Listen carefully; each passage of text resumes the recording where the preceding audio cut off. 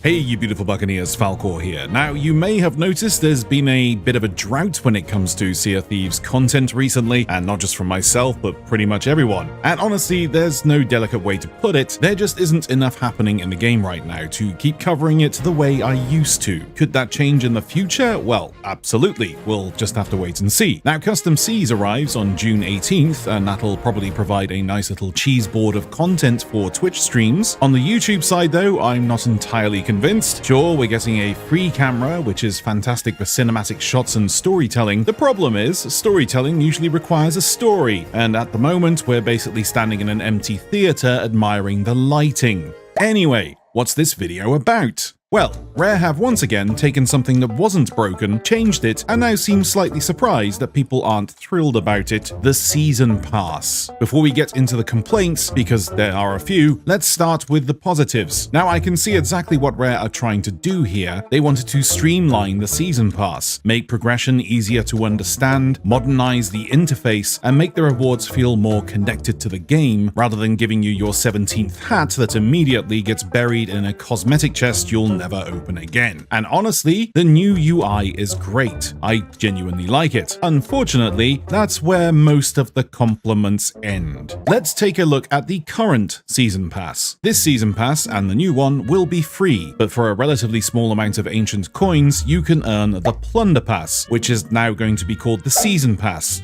for some reason. And in the old pass, you earn back most of what you spent by the time you finish it. Along the way, you get cosmetics, gold, doubloons, emotes, and usually an entire ship set, sometimes two, including the collector's variants. Now with the current Plunder Pass, progression has always been a bit weird. You could gain renown for doing almost anything: sail somewhere, catch a fish, look at a cloud funny, eat a banana on a dock, and congratulations, here's some renown. And to be fair, I understand why they wanted to change it. Renown is supposed to represent your pirate's growing reputation. It's supposed to reflect legendary deeds and adventures. I highly doubt sailors are gathering around a tavern table saying, "Did you hear about Blackbeard? He ate a banana on the dock of Sanctuary Outpost. By the pirate lord." So I get the reasoning. The new system works more like trading company progression. You earn renown by actually doing things, completing voyages, selling treasure, finishing world events, generally playing the game. Rare says this makes the progression easier to understand for newer players, which is interesting because that's already how most people earn renown anyway. The only real difference is that bananas have finally been removed from the list of legendary accomplishments. But the biggest issue isn't how renown is earned, it's what you're earning. Because remember all those cosmetics that used to fill the pass? Most of them are gone. And remember earning back your ancient coins? Well, that's gone too. Instead, they're being replaced with quests. Exciting quests too. Things like traveling somewhere to pick up a storage crate filled with supplies you can already buy from the shipwright. Riveting stuff. The kind of reward that makes you leap out of your chair and immediately tell your friends. There are a few other quests scattered through the pass, and towards the end you'll get some gilded voyages that can reward a lot of loot, assuming of course that another crew doesn't decide they'd quite like that loot for themselves. Then we get to the replacement rewards, Pirate Emporium items. Now at first glance, this sounds pretty good. Every few levels, you'll get to choose one cosmetic from a Pirate Emporium set. Maybe you see a jacket or a figurehead you really like. Maybe it encourages you to buy the rest of the set. I mean, it makes sense, right? Well, here's where things get weird. The rest of the sets won't necessarily be available in the Pirate Emporium, because of a new rotation system coming in Season 20 at the Pirate Emporium, with Destiny 2 energy, and that went incredibly well for them.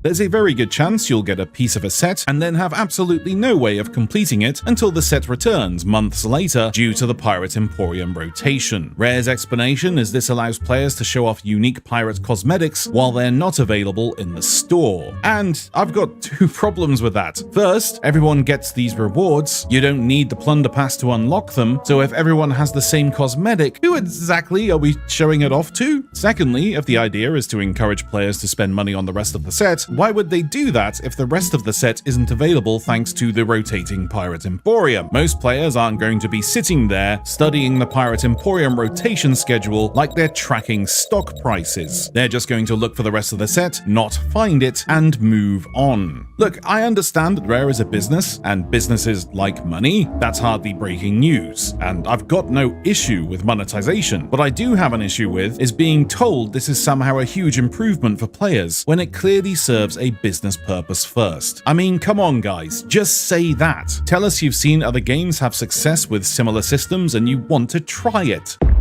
Most people would respect the honesty. What Rare have also said is that fewer cosmetics in the Season Pass will allow their artists to focus more on adding rewards to the in-game stores. And honestly, I think that's a reasonable trade, if that's actually what happens. Because if we're removing 13 to 15 cosmetics from the Season Pass every season, I expect to see roughly 13 to 15 cosmetics appearing elsewhere in the game. If that happens, great, I'll happily say it was a good decision, but if the stores don't receive that level of support, then people are going to start asking where all that development time actually went. Sea of Thieves is built almost entirely around cosmetic progression. If the cosmetics disappear, players will notice.